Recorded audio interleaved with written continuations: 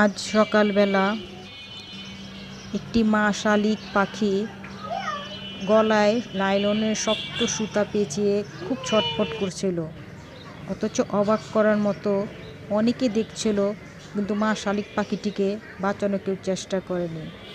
শুধু মা শালিক পাখিটিকে তার জোড়া বাঁচাতে চেয়েছিল। এরপর একটি লোক একটি লাঠির মাধ্যমে শালিক পাখিটিকে বাঁচাতে আসে। দেখলাম লোকটি ভাঙাচোরা টিন থেকে বেয়ে উঠে উনি খুব কষ্টে বাঁচাতে আসে।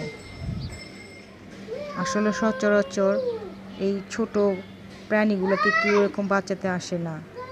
আমি দেখে খুব ভালো লাগলো এবং অনেকে দেখে তখন প্রশংসা করলো। আসলে এই সুতাগুলো এতই শক্ত হয় যা না বলার মতোই না।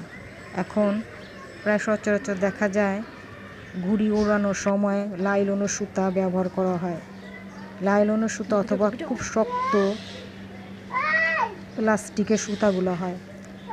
আমরা যখন ছোট ছিলাম তখন দেখতাম যে এটি নর্মাল সুতা নেওয়া হতো, একদম সুতির সুতাগুলো নিয়ে ঘুড়ি ওড়ানো হতো। কিন্তু এখন প্রায় দেখা যায় লাইলনের সুতা দিয়ে ঘুড়ি ওড়ানো হয় এবং অনেক সময় দেখা যায় সুতাগুলো জট বেঁধে এখানে ওখানে ফেলে রাখা হয়।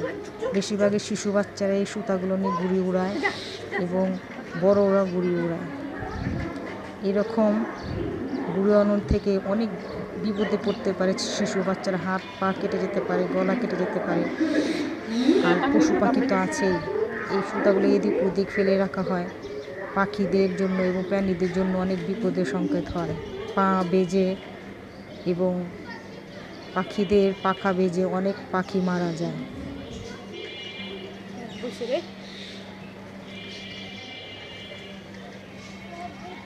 তাই বিপজ্জনক সুতাগুলোকে আমরা সবাই নির্দিষ্ট স্থানে ডাস্টবিনে ফেলার চেষ্টা করব। এরকম পাখিদের যাতে কোনো বিপদ না আসে এবং প্রাণীকুল যাতে সুস্থ থাকে। এই প্লাস্টিক এবং লাইলনের সুতাগুলো পরিবেশের জন্য বিপজ্জনক, খুবই বিপজ্জনক। যখন পাখিটিকে লোকটি ছেড়ে দেয় তখন পাখিটি এভাবে উড়ে গেল, আমার মনে হয় পাখিটি দ্বিতীয়বার ও জীবন পেয়েছে।